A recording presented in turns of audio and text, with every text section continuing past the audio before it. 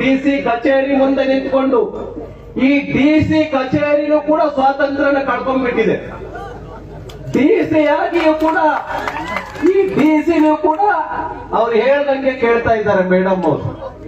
ಅವ್ರೇನ್ ಪಾಕಿಸ್ತಾನದಿಂದ ಬಂದಿದಾರೋ ಅಥವಾ ಇಲ್ಲಿ IAS ಆಫೀಸರ್ ಆಗಿದಾರೋ ಗೊತ್ತಿಲ್ಲ ನಮ್ಗೆ.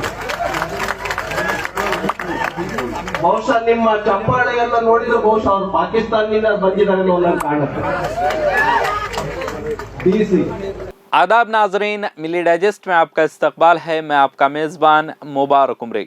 कर्नाटक की सियासी फिजा इस वक्त एक नए तनाज़े की लपेट में है, जब बीजेपी के एक सीनियर लीडर और लेजिस्लेटिव काउंसिल में अपोजिशन के chief whip N Ravi Kumar ने एक एहतिजाजी जलसे के दौरान ज़िला गुलबर्गा की डिप्टी कमिश्नर मोहतरमा फौजिया तरन्नुम के खिलाफ निहायत गैर जिम्मेदाराना और फ़िरका वाराना तबसरा करते हुए सवाल उठाया कि क्या ये पाकिस्तान से आई हैं। ಡಿಸಿ ಕಚೇರಿ ಮುಂದೆ ನಿಂತ್ಕೊಂಡು ಈ ಡಿಸಿ ಕಚೇರಿನೂ ಕೂಡ ಸ್ವಾತಂತ್ರ್ಯನ ಕಳ್ಕೊಂಡ್ಬಿಟ್ಟಿದೆ.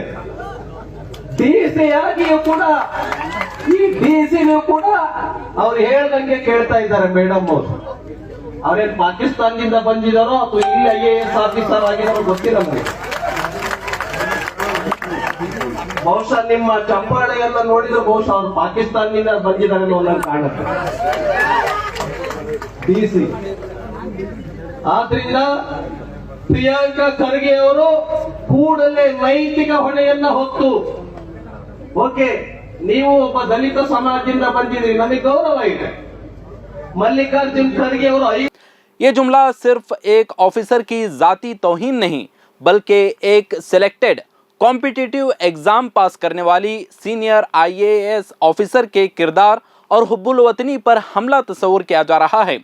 रवि कुमार ने इल्ज़ाम लगाया कि फौजिया तरन्नुम कांग्रेस हुकूमत की बैकिंग कर रहे हैं और उनका रवैया प्री जुडिशियल है। इस बयान पर रियासती और कौमी सतह पर सख्त रद्दअमल सामने आया है।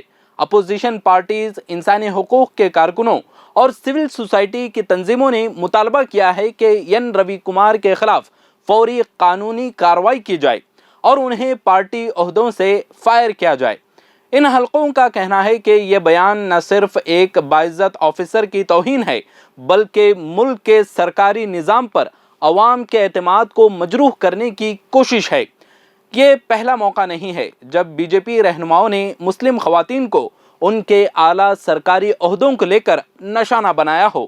इससे पहले मध्य प्रदेश के मिनिस्टर विजय शाह ने भारतीय फ़ौज की पहली मुस्लिम खातून कर्नल सुफिया कुरैशी के खिलाफ तौहीन आमेज़ रिमार्क्स दिए थे। उन्होंने इल्ज़ाम लगाया था कि वज़ीर आज़म मोदी ने पहलगाम हमले के बाद उनकी बरादरी की एक बहन को ऑपरेशन सिंदूर की क़यादत के लिए जानबूझकर चुना। इस मामले पर सुप्रीम कोर्ट ने खुद से नोटिस लेते हुए तबसरा किया था कि आपकी ज़बान से पूरी कौम शर्मिंदा है।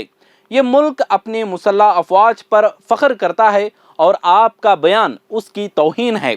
अदालत ने इसे एक शर्मनाक और बेहुदा अमल करार देते हुए 3 रुकनी खुसूसी तहकीकाती टीम SIT तश्कील देने के अहकामात जारी किए थे। ये तमाम वाक़यात इस बात की निशानदही करते हैं कि मुल्क के आला इदारों में खिदमत अंजाम देने वाली मुस्लिम बरादरी की ख़वातीन को बार बार निशाना बनाया जाना न सिर्फ आइनी उसूलों के ख़िलाफ़ है, बल्कि इस मुआशरती हम आहंगी और कौमी इत्तेहाद को भी शदीद ख़तरा लाहिक हो सकते हैं। सवाल यह है कि क्या कार्रवाई होगी।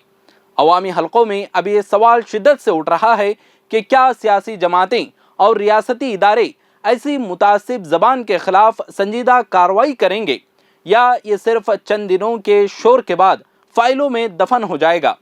इस वाक़े ने एक बार फिर साबित कर दिया है कि हमें बतौर कौम मजहब, जिन्स या बैकग्राउंड से ऊपर उठकर सिर्फ मेरिट, खिदमत और हुब्बुल वतनी को बुनियाद बनाना होगा, वरना इदारों का वक़ार और अवामी भरोसा मुसलसल ज़वाल का शिकार होता रहेगा।